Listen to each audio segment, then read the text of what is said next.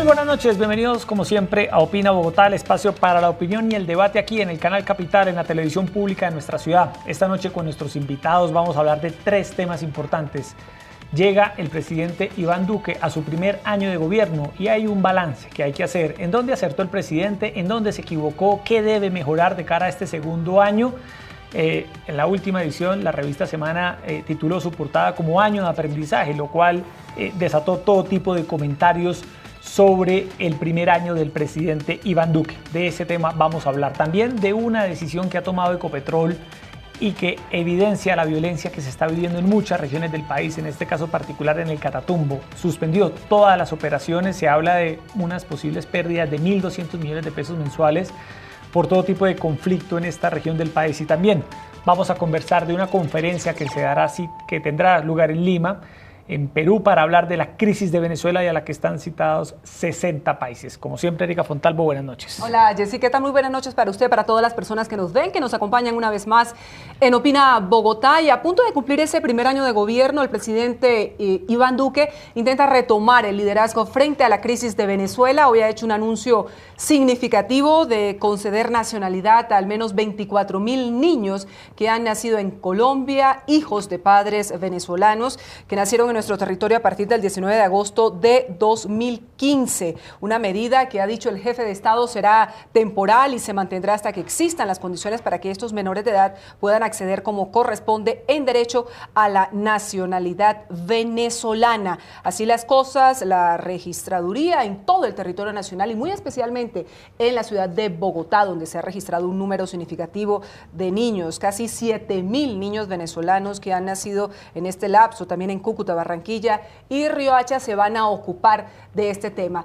Ellos ya tienen registro civil, pero ahora, a partir de esta medida que entrará en vigor en los próximos días de agosto, podrán tener la nacionalidad colombiana. Así es, saludamos a nuestros invitados esta noche, la reconocida periodista española, columnista del diario El Tiempo, cronista también, Salud Hernández. Salud, gracias por estar como siempre con nosotros, buenas noches. Bueno, y colombiana desde el 2003 también. ¿Desde el 2003? Sí, también. Yo creo que más colombiana que española. Mitad, mitad. Mitad, mitad. Es que es difícil, ya con este acento y esta edad, ya. ¿Para qué vamos a contar una cosa? No me presento a las elecciones. Bueno, entonces, muy bien. Seamos realistas. Y Ariel Ávila, subdirector de la Fundación Paz y Reconciliación. Sí, muy amable, Ariel, Erika, gracias. y Salud. Muchísimas gracias por la invitación. Me encanta verlos Sí, nuevamente. y un panel muy interesante porque Salud y Ariel, cuando han estado acá, Erika, han debatido respetuosamente porque tienen posiciones muy diferentes en muchos temas, en otros coinciden. Arranquemos con el tema del presidente Iván Duque. Empecemos, Salud, haciendo una valoración de lo que le salió bien al presidente Duque en este primer año y luego vamos a entrar lo que de pronto no salió tan bien y en qué debe mejorar, pero arranquemos por lo positivo. ¿En qué le fue bien a Duque?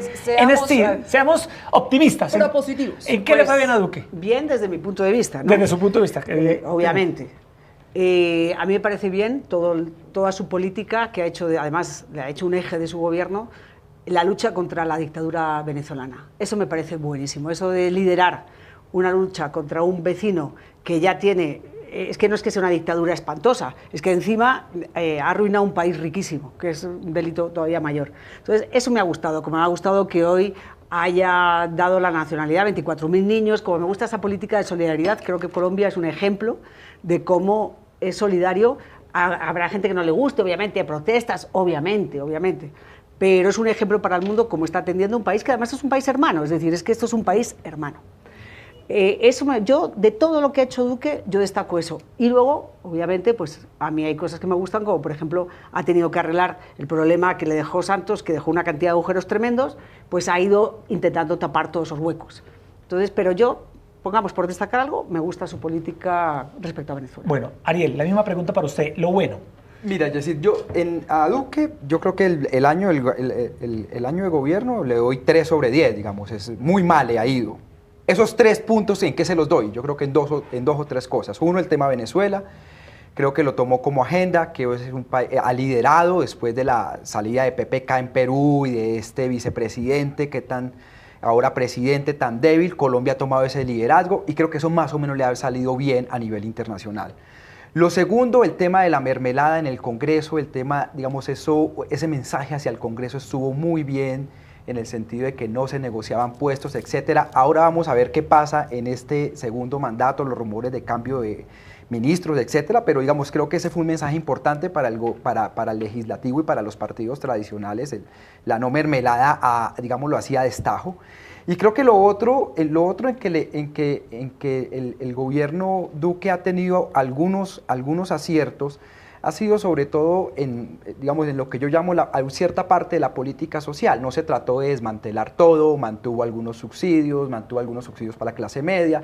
Creo que ahí, a excepción, claro, la gente me dirá, pero ¿no te acuerdas de la reforma tributaria? Sí, digamos, lo de la reforma tributaria, la ley de financiamiento fue un gran escollo para el presidente, pero ahí se han mantenido ciertos niveles que era que mucha gente pensaba que era donde se iba a sacrificar, tal vez por el debate, pero el ministro Carrasquilla ha tenido que echar para atrás.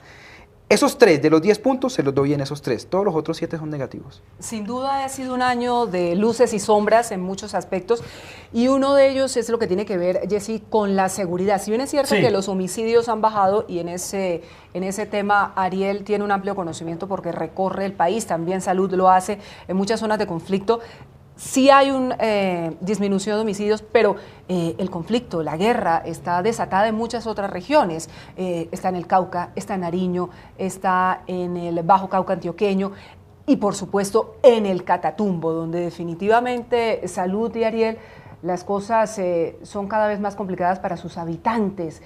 ¿Se ha equivocado el presidente Iván Duque frente al manejo con estos frentes abiertos en materia de conflictividad en el país? Salud.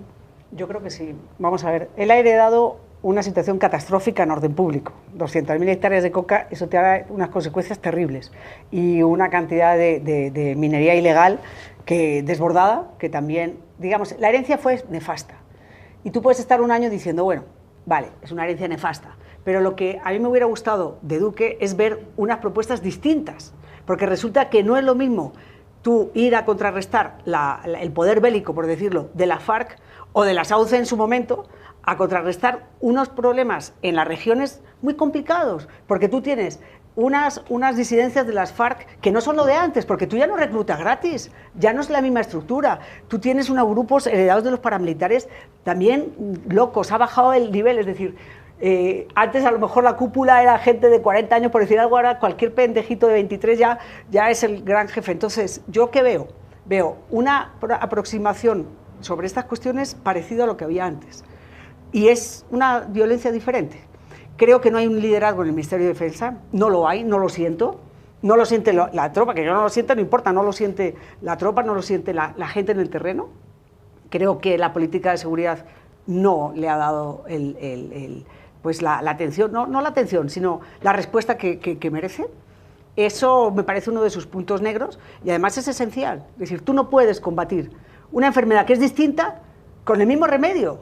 Es decir, y le veo. Y luego tiene muchos tics de santos que a mí ya me enfermaban entonces, y lo veo, demasiada exposición pública, demasiado, voy al aniversario 123 del colegio, yo qué sé qué, de la no sé cuántos, no, viaje tanto, no se vaya a todas esas pendejadas, y siéntese y mire a ver qué hace con el llano, siéntese y mire a ver con unas soluciones, no sé, a mí me gustaría con más trascendencia, pero me parece que es un hombre, pues al menos es un hombre, aunque la gente no se lo va a reconocer nunca, es más dialogante, es un hombre que no polariza, aunque no se lo van a reconocer. Aunque tiene buenas intenciones. ¿Y qué dice Ariel frente a este diagnóstico de las regiones? Porque un tema son las regiones y otro tema es lo de la seguridad urbana, con un tema de hurto de celulares y de atracos disparados. Yo diría estas 4 cosas rápidamente. El gobierno Duque lanzó una cosa que llama la política de defensa y seguridad con bombos y platillos en el mes de febrero.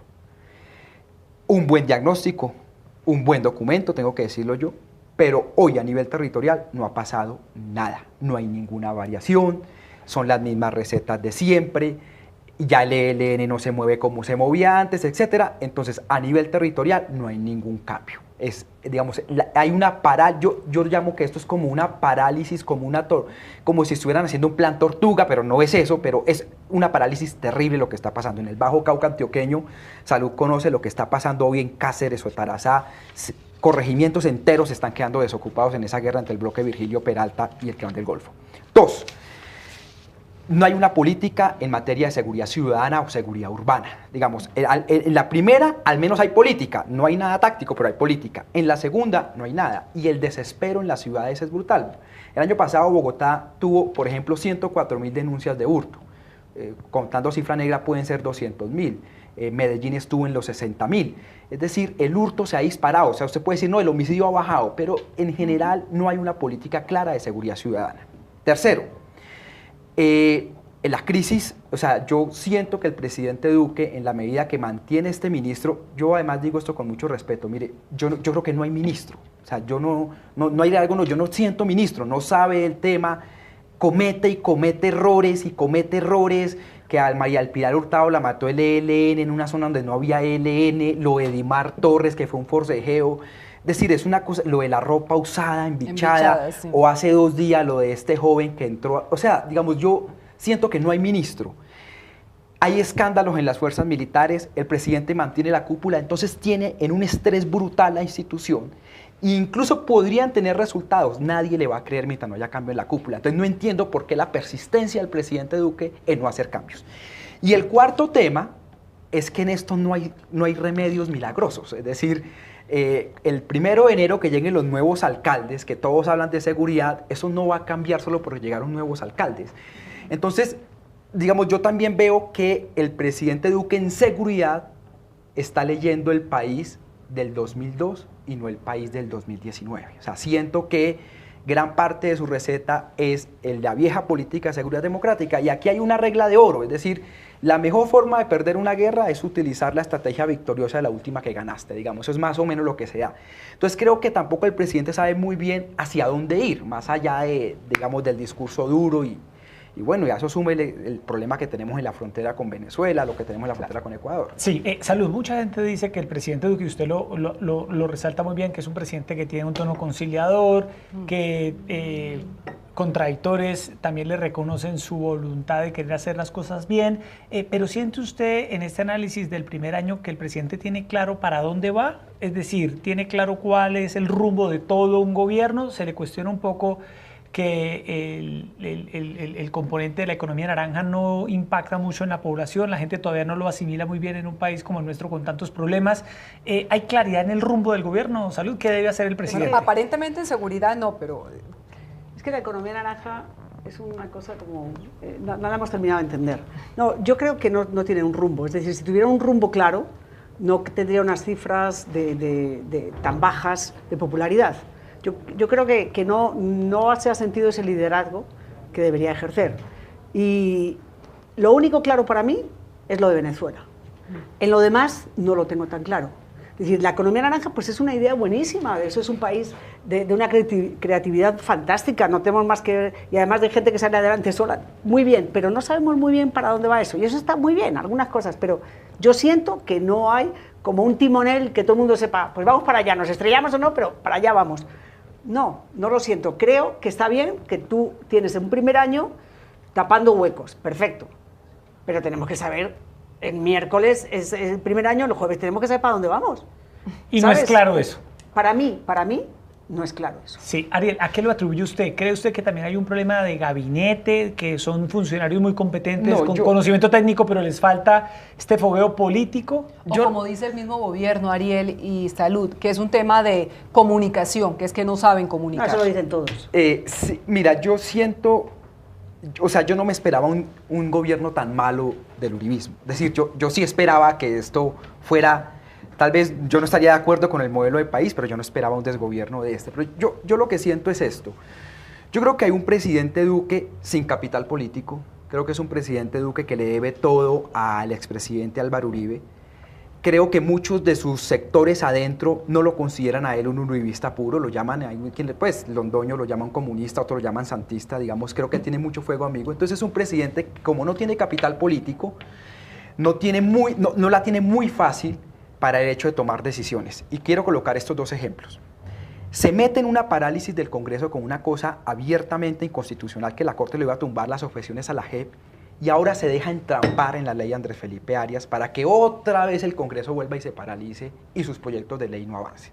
Es decir, uno como que dice, hombre, ¿para qué te dejas meter en un camino que sabes que te vas a estrellar? Y vuelve y se mete en ese. Entonces, el otro ejemplo es, digamos, el nombramiento de los ministros, digamos, abiertamente.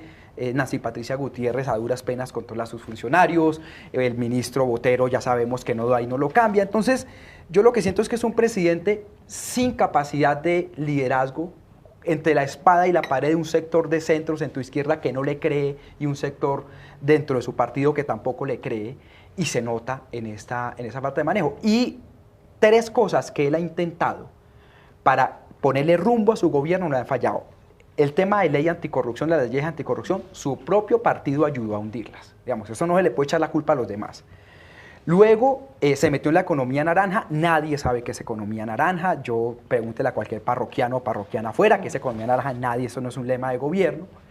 Y luego se mete en este lema de lo de Venezuela, que es la agenda, que el liderazgo, la salud lo dice, pero que la gente esperaba resultados más rápidos y no se han dado. Entonces, las 3 agendas que ha intentado como para ponerle rumbo a su gobierno no se dan, y eso se nota en las encuestas. Pero hay una cosa, un momento, Sí. hay una cosa que el gobierno tiene que entender, es decir, él nunca se va a ganar, él piensa que se va a conquistar la izquierda, nunca se la va a ganar, porque hay una oposición que no está pensando en el país, está pensando en las próximas elecciones, que es muy común en política, no es que sean los únicos, piensan en las siguientes elecciones, no le van a dar nada a favor, van a estar diciendo siempre, como no le pueden atacar a él directamente, le atacan digamos, por sus lazos con Uribe, aunque es un presidente que ha soltado riendas con Uribe, es decir, lo ha soltado, tiene un gobierno como querían de técnicos, no es un gobierno uribista, pero tampoco se lo van a reconocer. Entonces él tiene lo de las famosas objeciones, tenía que presentar las objeciones, es que aquí lo que quieren es que gane un gobierno de centro-derecha y gobierna como la izquierda. Tenía que presentar las objeciones, era una de sus banderas de campaña. Entonces yo creo que ha hecho bien en unas cosas, obviamente no iban a salir adelante, porque es una corte que no se lo va a permitir, no va a salir adelante, pero creo que hay cosas de agenda electoral que tiene que hacer. Lo que yo creo que debería tomar es un rumbo más de decir, bueno, este es un gobierno de derecha, es un gobierno de centro-derecha, tú no gobiernas solamente para los tuyos, gobiernas para todos. Pero tú tienes unas políticas, a ti no te eligió el petrismo, si llegas a ser Petro no tiene ninguna consideración, pero ninguna hacia nadie, que no sea él.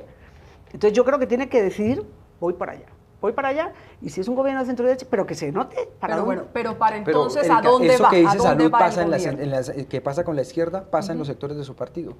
Rafael Nieto nunca le va a conceder nada a Duque, ni los sectores radicales le va a conceder. O sea, el problema del presidente es que no tiene capital político, ni para un lado ni para el otro, punto. Puede ser que haya soltado algo en la rienda a Uribe, yo no lo he visto, pero puede ser que yo me equivoque.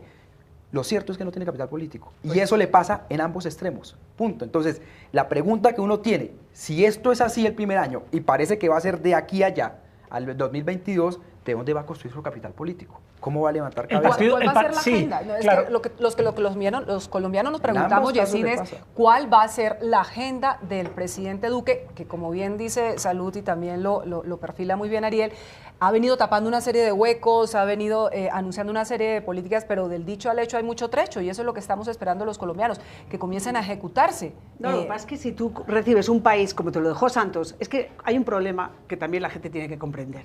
Es decir, ahí se metió todo el mundo con el discurso de Macías. Pero este recibe un país absolutamente destrozado en muchos sectores. En muchos sectores. La sanidad es que es un agujero, pero sin fondo. Tú vas en las famosas 4G, se estaban sin arrancar. Es que Santos tuvo unas locomotoras, acordaros, de su primer gobierno, que en 8 años, algunas ni salieron de la estación. Y otras no llegaron ni a la primera escala. Entonces, yo creo que recibes un país pésimo. Muy bien, vale, perfecto. Has estado un año que tienes que tapar todos esos huecos, perfecto. Pero tú tienes que saber de todas maneras para dónde va. Insisto, tú tienes que ser, vale, ya no quiero ideologías. Bueno, pues no entiendo que no quieran ideologías, vale, no quiero ideologías. Pero, ¿para dónde vamos? ¿Para dónde vamos? Porque es que hay mucha gente que le votó, que era de centro derecha, que no quería la izquierda de Petro. Como si mañana gana la izquierda de Petro, nosotros sabemos a qué atenernos. Entonces, tú tienes que saber a qué atenerte. Entonces, Duque cree que siendo, y tiene cosas que le exigía a la gente, pero que no se lo reconocen. Él no hizo un gobierno de Uribe, y sin embargo le están llamando uribista todo el tiempo. Él toma muchísimas medidas que no habría tomado el uribismo. Y sin Ahora, embargo no se lo reconoce. ¿Su partido le ayuda? Salud, Ariel. No, ¿cómo le va a ayudar a un partido? Pero si él no nombra a nadie de su partido, los partidos quieren gobernar, entonces él llega y no nombra a nadie del Centro Democrático, pues obviamente lo consideran medio de otro. traidor? No, lo No que sé. yo creo es que desafortunadamente dentro del Partido Centro Democrático se pensaron muy rápidamente las presidenciales del 2022 y lo que tú tienes hoy en día es un canibalismo igual en el de la izquierda, pero este canibalismo es compuesto, digamos, es la única diferencia con el de la izquierda. Entonces, tú tienes a Paloma Valencia por un lado, a Rafael Nieto por otro, al canciller por otro, todos anulando a la vicepresidenta Marta Lucía Ramírez para que no salte. Entonces, tú lo que tienes, más allá que el partido lo considere o no un traidor, tú tienes un partido que no controlas, y un partido que está en un canibalismo por dentro terrible. Es decir, es que el canibalismo del Centro Democrático es igual al que tenía la izquierda en la época que Petro gobernó la ciudad. Es una cosa dramática. Y eso no lo va a poder solucionar rápidamente. Incluso, miren, yo hace un año pensaba que el uribismo iba a lograr 500 alcaldías en estas elecciones locales. Ya creo que si llega a 300 les va a ir bien, lo cual es un incremento muy alto. Y en muchos casos pactados con las élites, y eso les va a costar mucho electoralmente. Están reventados por dentro como todos los partidos, lo de Ángela Garzón o lo del Mono Sánchez en Boyacá. Es decir, el partido por dentro está muy colapsado y entonces, sin partido, sin un gabinete muy claro, yo sí creo que para mí ni el señor Botero ni la ministra del Interior son técnicos, o yo no sé de qué serán técnicos, y sin una agenda clara. Ese es el panorama del gobierno Duque, punto. Complicado. Sí, complicado. Para cerrar primer tema, ¿qué debe hacer Duque en este segundo año de gobierno? Salud, Ariel. Para mí, desde luego empezar por si hace cambios en el gobierno, porque esto es como los entrenadores de fútbol, no solamente porque tenga entrenador el equipo va a jugar diferente, no siempre. Lo que tú tienes, al menos el ministro, hay caras que son imprescindibles. El ministro de Defensa. Yo quitaría el canciller. Tú no puedes tener un canciller que está en la Cancillería trabajando para su propio partido. Lo que hizo Ariel es así, es decir, para su propia candidatura a la presidencia. Tú no puedes tener un canciller que trabaja para él. Porque Marta Lucía al menos está más discreta, también es porque la tienen marginada, pero está más discreta. Pero sobre todo para mí un puesto clave es defensa. Luego diría a los ministros que tienen que tomar protagonismo. Es que tú no puedes estar gobernando debajo de la alfombra. Hay unas ministras que sí han adquirido cierto protagonismo, pero sobre todo, más que los ministros, porque tú cambias a Botero, pero si no cambias la política de seguridad, ¿qué más te da? Pero si no cambias unos tics del pasado. ¿Pero es porque no los dejan o porque No, ellos Botero, mismos no son capaces de? No, es que tú tienes que poner ahí a alguien que tú, militar, que estás en el Choco, sientas que es alguien que tiene mando, que sabe de qué habla. Es que tú no puedes tener un ministro como este, hombre, que no representa, pues será muy bueno en su sector, de lo que sea, pero no te genera ninguna seguridad, ninguna garantía de que sepa para dónde va. Y estamos en un problema de inseguridad urbana, como decís, y en las regiones que tú tienes que sentir, y con un ejército destrozado, porque es que el ejército lo dejó Juan Manuel Santos sin ninguna moral, y con todo lo que está sucediendo, a la moral que no tenías, le sumas todos esos escándalos de corrupción, y encima una cúpula que no sabes muy bien tampoco a qué juega. Entonces, a mí me parece que es un puesto clave, pero él es el que tiene que tomar. Y luego quitarse tics, esas mismas imágenes de Santos, de todos ahí apareciendo, porque han dado de baja al mico, yo que sé qué, alias no sé cuántos. ¿Qué importa? Déjaselo eso a los militares tú. Piensa más en grande, no sé, esos foros, estar en todos lados. Yo creo que tiene que cambiar la manera de actuar. ¿Pero es optimista usted, Salud? A mí es una persona, mira, al menos tenemos una persona decente, que ya es un logro, tener ahí un presidente que es un tipo honesto, es un tipo recto. Eso ya para mí es un logro. Y es un hombre, yo peleo, pero a mí no me gustaría tener a alguien que esté peleando todo el tiempo. Me parece que es un hombre conciliador. Me parece que es un hombre que nunca da patadas. Es decir, que intenta siempre tender la mano. Eso me parece bueno. Pero tienes que saber un poquito quién es, no sé, cómo tender la mano y hacia dónde y para qué. Y desde luego, con el Centro Democrático, pues lo tiene perdido. ¿Sí? Ahí hay pelea. Bueno. Rumbo Ariel, norte ¿qué debe hacer? reclama ¿Qué debe Salud? hacer el presidente A ver, Duque? ¿qué dice Ariel? Consejos. Unas 2 semanas antes de la segunda vuelta me invitaron a una cosa y yo dije una frase que se volvió famosa, que es que Duque tenía 2 alternativas, o era un títere o era un traidor. Creo que escogió la de irse por el medio, que es como la peor de todas. Entonces yo aquí sí creo que el ¿Un presidente... tibio? Claro, ¿Es un tibio? se fue por el medio. Yo lo que le digo, yo lo que creo que el presidente Duque tiene que tomar una decisión clara. Y si va a gobernar con un modelo de país desde la derecha, listo, hágale a fondo. Yo no estoy de acuerdo, pero pues hágale a fondo. Si va a gobernar centro derecha o si pues, se va a ir para la centro izquierda, para donde quiera, pero le haga a fondo. Entonces yo creo que el presidente tiene que tomar una decisión de cuál es el modelo de sociedad que quiere, cuál es el modelo que el país quiere y comenzar a andar. Pero por el camino por el que va, sí, esa es la peor opción de todas. Entonces yo creo que es un tema de decisión política y el presidente que escoge. Ahora, lo que sí creo es que yo no sé si yo soy optimista o no, digamos, el panorama futuro es muy complejo. Entonces, tienes unas elecciones ahorita, el Congreso va a estar paralizado, o por la ley de Felipe Arias o por las elecciones.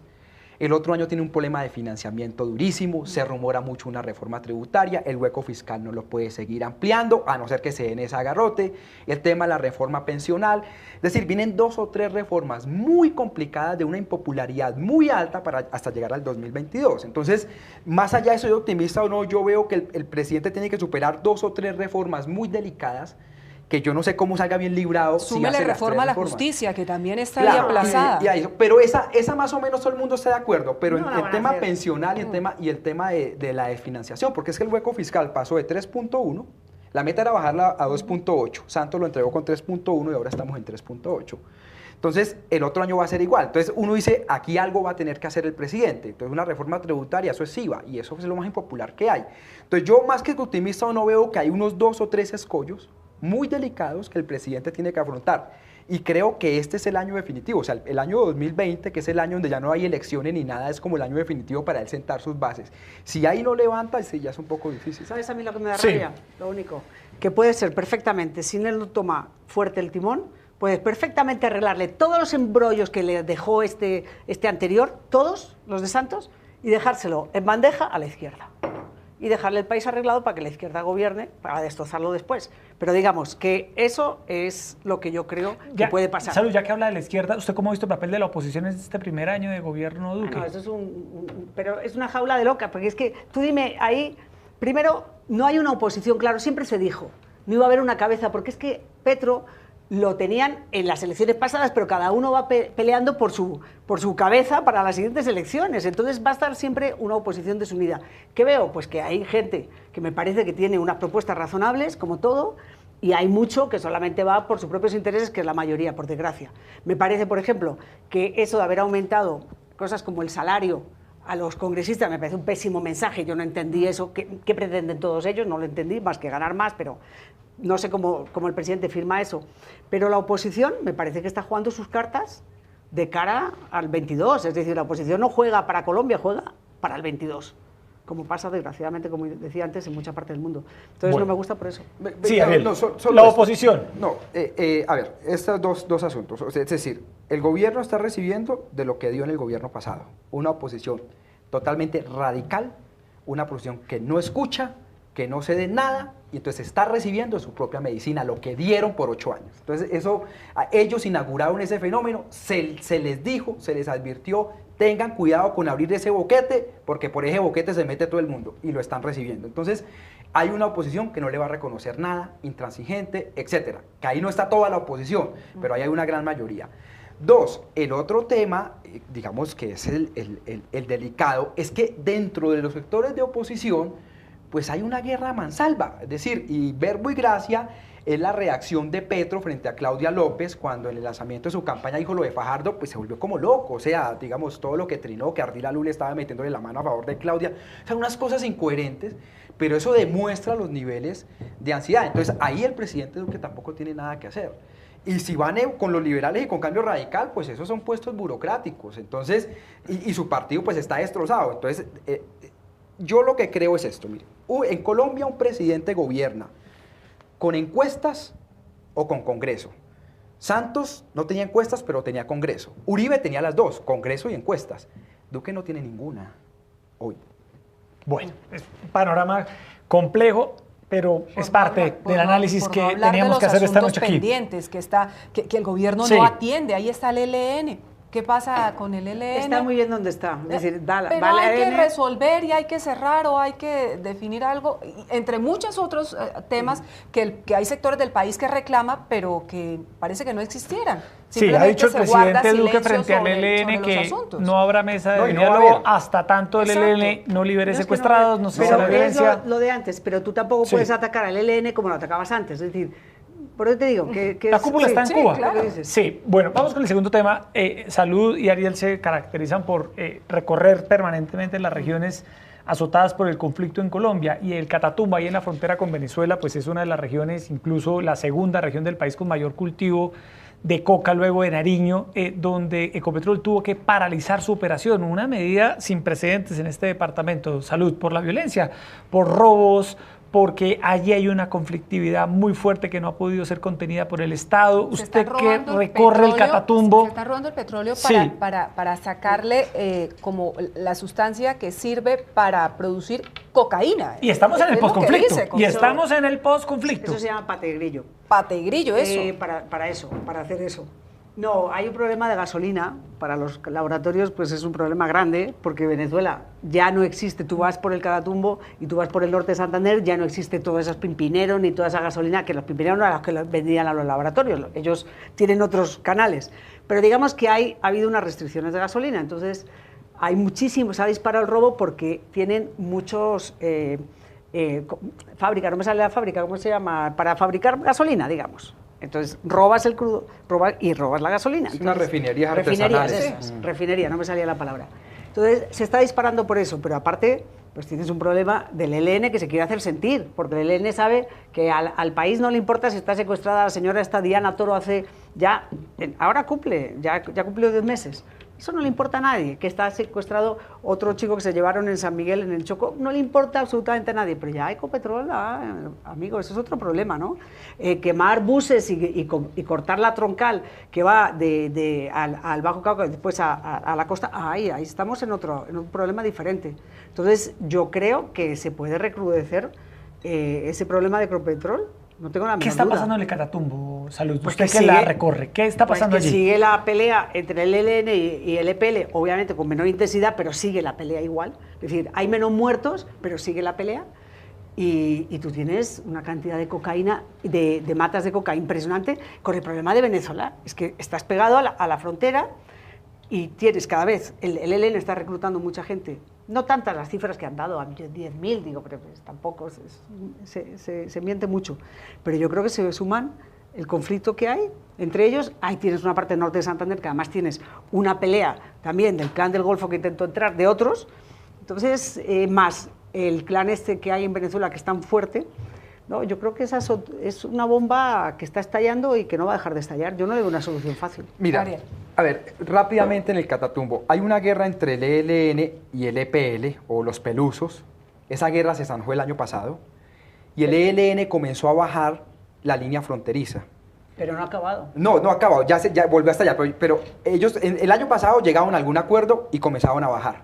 Y el ELN llegó a Ureña, que es zona plana ya en Venezuela, llegó del lado colombiano a Villa del Rosario, Puerto Santander, que es zona plana. Y ahí comenzó una guerrita con dos bandas locales, una que llaman La Línea y otra que llaman La Frontera, una guerra además terrible, que es cortándose cabezas. Un mando del ELN le cortaban la cabeza hace un mes y la botaban en una base de la Guardia Nacional Venezolana en Ureña. Después cogieron a un venezolano hace una semana con 3 cabezas en una bolsa. Es una guerra brutal. Y el clan del Golfo se armó otra vez, pactó con los pelusos al parecer, y están otra vez volviendo a subir para el Catatumbo, a volverse a estallar en el Catatumbo. Entonces esto es como una guerra sin fin, ¿sí? Eso es lo que más o menos decía. Entonces apaciguó la guerra y volvió y explotó. En medio de esa guerra, las extorsiones se incrementan, los campesinos tienen que pagarle el gramaje o la extorsión a unos y a otros. Del lado venezolano no hay gasolina, entonces tienen que perforar el tubo para hacer... Es decir, hay un caos total. Y en el lado venezolano dicen, no, es que el lado venezolano es corrupto. Sí, es muy corrupto, pero el problema no es ni siquiera ese, el problema es que no hay Estado. Es decir, del lado venezolano gobiernan unos colectivos civiles armados, unos aliados con el ELN, otros aliados con otros. Es una ingobernabilidad total. Entonces, no es fácil. Por eso también Arauca se está perdiendo. Es decir, no es fácil llegar a una solución. Esto que vamos a vivir en el Catatumbo va a seguir siendo así. Y luego tú tienes una disidencia de las FARC, en el caso del Catatumbo del Frente 33, que eso es como una vaina bisagra del ELN. Ellos la dejan vivir ahí para que hagan el trabajo sucio y feo, y el día que quieran van y la barren. Entonces, es una situación muy complicada, y lo cierto es que yo no he podido volver al Catatumbo. Yo hace 2 meses no he querido ir, no me dejan entrar. Nuestros investigadores les tocó salir del Catatumbo, es decir, todo está infiltrado, en todo lado hay motos, en todo lado te están siguiendo. Entonces, está muy delicado. Y yo no veo que eso vaya a cambiar por los próximos 6 Pero o uno 7 se meses. pregunta si las cosas, ¿qué pasa del lado colombiano? ¿Qué pasa con el Estado colombiano, con las autoridades colombianas? No hay tampoco ningún tipo de presencia, salud y Ariel. Tú tienes un problema grande. Yo sí estuve ahora en un punto, yo fui en moto a uno que se llama La Gabarra, que ha sido siempre un centro corregimiento de Tibú. Sí, de Tibú, pero es un centro cocalero toda la vida. Yo fui en moto, pero ya no puedes ir como antes. Es decir, tienes que tener más cuidado que antes, ya no es la situación. Y alguien empezó, el Frente 33 se anunció su llegada porque estaba todo lleno de pinta, de grafiti de Frente 33, Frente 33.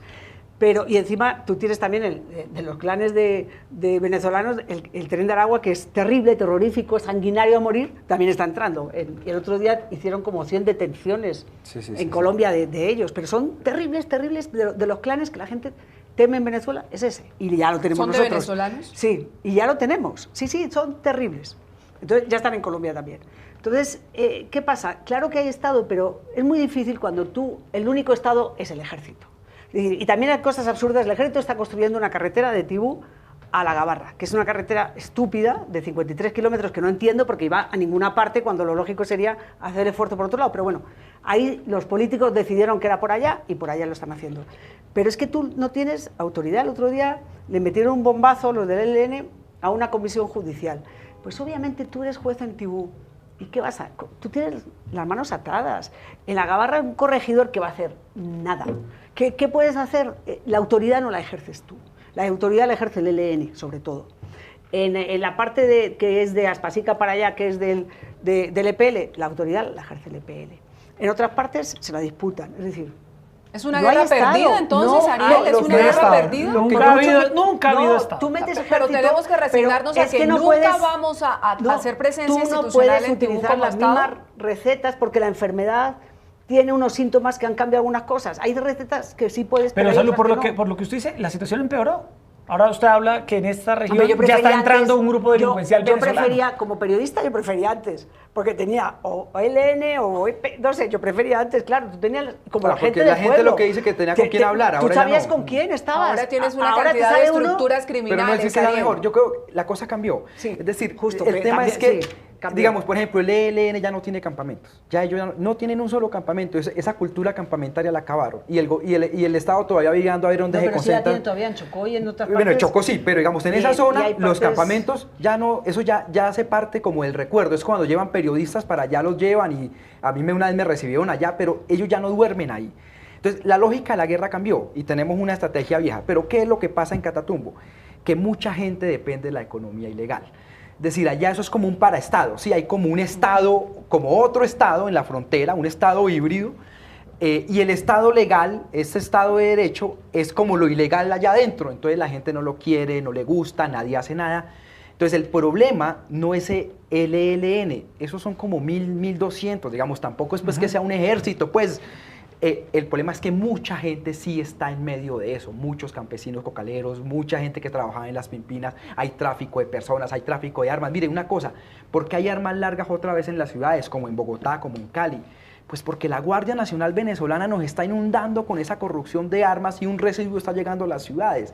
Entonces es un gran mercado, un estado híbrido que mucha gente depende de eso. Entonces no hay una solución inmediata. O sea, tú puedes dar de baja 6 mandos del ELN, no lo vas a solucionar en todo caso. Por eso, pero esto lo que plantea es un interrogante aún mayor, y es que estábamos pensando, Salud, Ariel, Erika, que estábamos en el posconflicto, donde los índices de violencia se redujeron, pero lo que vemos es una atomización de grupos delincuenciales por todo el país, donde nadie sabe qué hacer. Estaban pensando unos sí. en el posconflicto, Unos pensamos que no existía el tal posconflicto, eso sí es el tal posconflicto, no existía. Existen, ha bajado las cifras, obvio que han bajado las cifras, se van las FARC, se fueron las autodefensas, se acabaron esas masacres espantosas de los pueblos. Se van las FARC, se acaban los ataques de los pueblos, se acaban los atentados contra la fuerza pública de esa manera tan descomunal, porque sigue atentando, sigue habiendo atentados contra ellos, y se ha multiplicado incluso el número de minas, de la siembra de minas ha crecido, es decir, y ha crecido el número de personas afectadas por las minas. Entonces,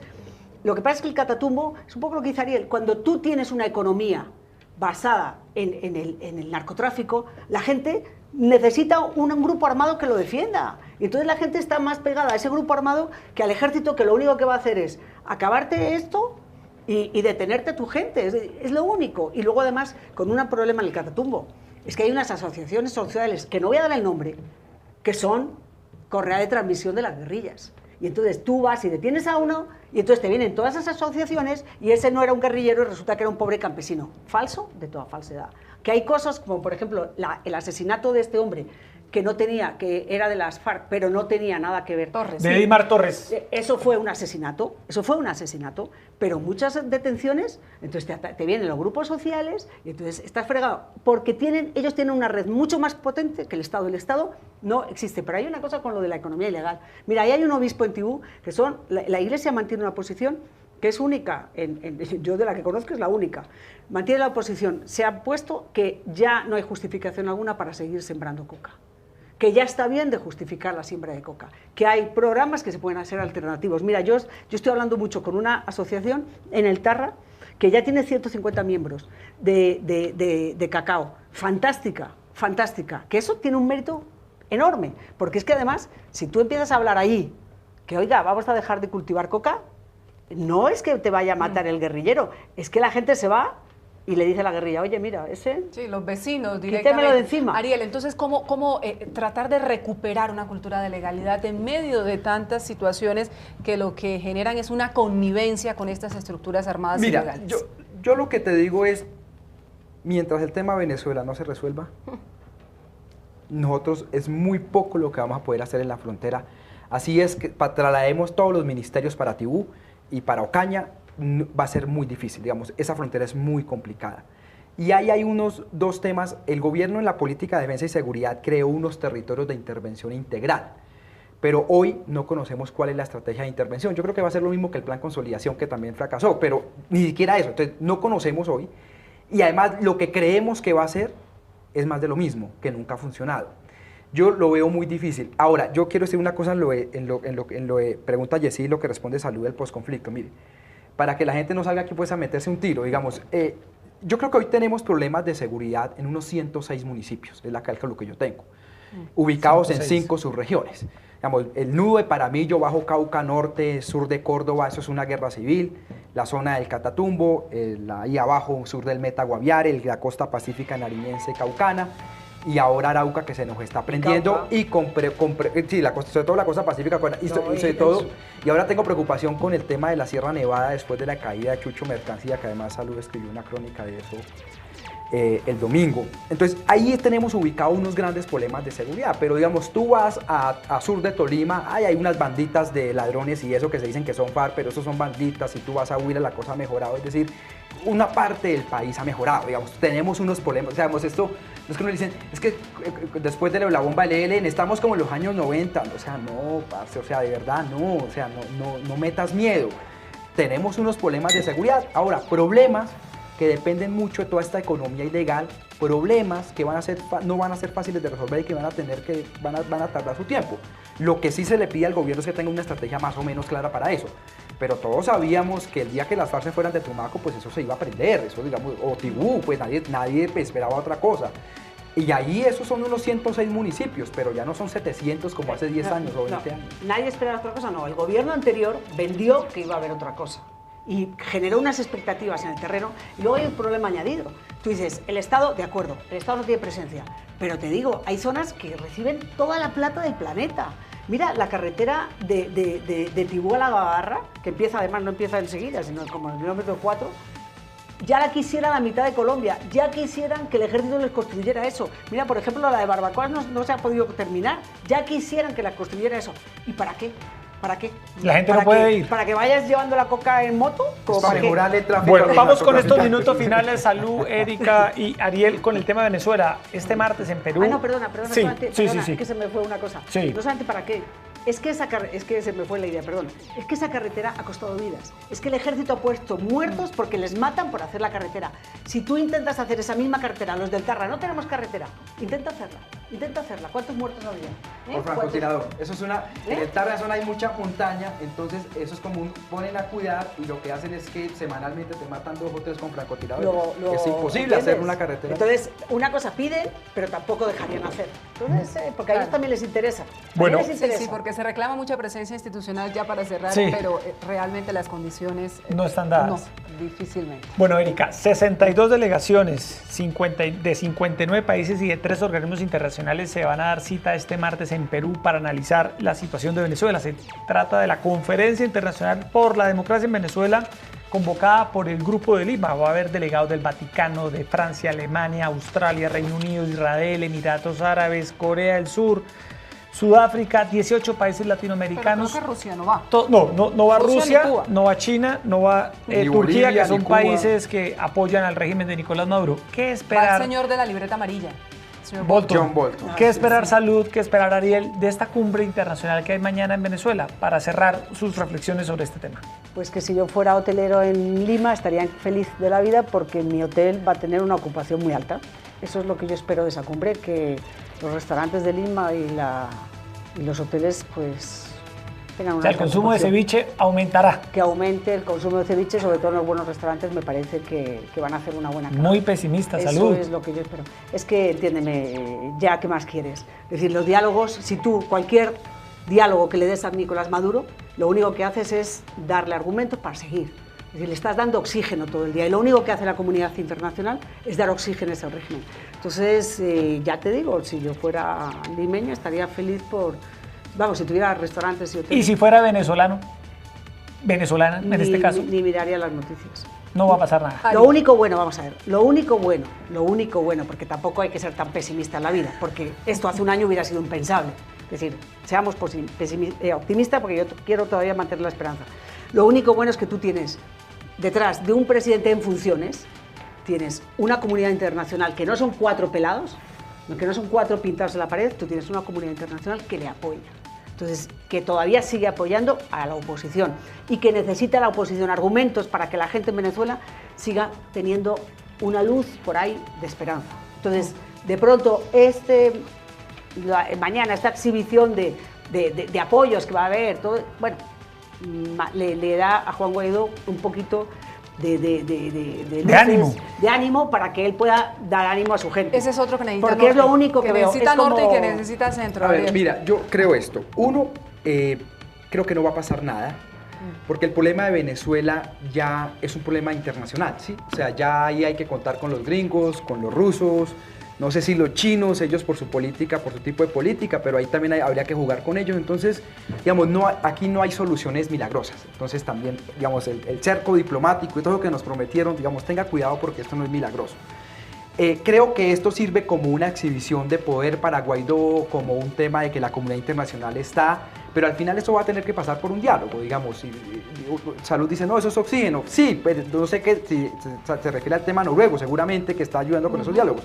Pero aquí al final eso tiene que haber una transacción donde la negociación sea la salida de Maduro, que yo creo que Maduro va a caer, digamos, no sabemos cuándo, pero el tema, digamos, esa lógica cubana de que yo me mantengo por años y años y que no va a pasar nada, eso no, digamos, eso no es Venezuela. Pero yo lo que siento es que este tipo de situaciones, o sea, como tal un hecho de esto, no va a pasar nada. Esto hay que sentarse con rusos, con norteamericanos y buscar algún tema de gobierno de transición, etcétera, que signifique impunidad para los chavistas, un montón de cosas, y tal vez en ese momento. Pero salidas milagrosas sí, eso va a ser muy difícil. Pero no ha pasado nada, no ha pasado nada en Venezuela. Negociar con Pablo Escobar y hacerle la catedral, porque es que tú estás negociando con un Pablo Escobar, porque es que ellos son ladrones, son mafia, una mafia terrible. Entonces, lo que hay que decirles, mire, ¿dónde les hacemos la catedral? Se la quieren hacer en Cuba, porque es que el problema también es que solamente tienen Cuba, es que cada vez les queda menos sitio, porque no creo que se quieran ir a vivir a Corea del Norte. Entonces solamente les queda Cuba. Les queda un poco ¿Entiendes? lejos, claramente. Bueno. Entonces es una mafia, pero sí, ya digo que el ceviche supongo que habrán... Que aumentará Maido, mañana. acopio. Los restaurantes peruanos, que son muy buenos, ¿no? Maido, Que es está una- delicioso. una- A mí Lima- la comida Lima peruana me es encanta. patrimonio inmaterial de la Fantástico. humanidad. No, y además, Lima es una están ciudad- en Sí. Juegos Panamericanos. No, mire no, usted. ya terminaron ayer, creo, ¿no? No. ¿Ah, ¿siguen todavía? Sigue un poquito, sí, Ah. sigue todavía, creo que Falta hasta el 12. atletismo. Bueno, Ya muy terminó casi bien. todo, falta nomás atletismo. Salud, un placer haber contado con usted como siempre No, en nuestro yo estoy programa esta noche. preocupadísima hoy, ¿Por porque qué? hemos coincidido casi todo el tiempo. él y yo. Coincidieron, sí, en Yo otro de ti me preocupaba. Yo de salud de en un programa reciente hubo aquí Me lo voy a mirar, me Ah. toca el famoso rifirrafe que llaman. Bueno, Preocupado. gracias, salud. Nada, encantada. Ariel, como siempre, gracias por estar con nuestro solo programa. yo quiero yo quiero que al gobierno Duque le vaya bien, digamos, porque si no, esto se va para el despiladero, y por eso coincidimos, pero digamos, sí, no es fácil, y muchísimas gracias por la invitación, salud, Erika y así. Bueno, Yo Erika, insisto, a mí se me nos acaba encanta el verlo tiempo. siempre. Bueno, a todos ustedes muchas gracias por estar como siempre en sintonía de Opina Bogotá. Sigan con toda la programación de Canal Capital y los esperamos como siempre 8:30 p.m. en este espacio donde conversamos los temas que le interesan a Bogotá y al país. Muy buenas noches. Gracias.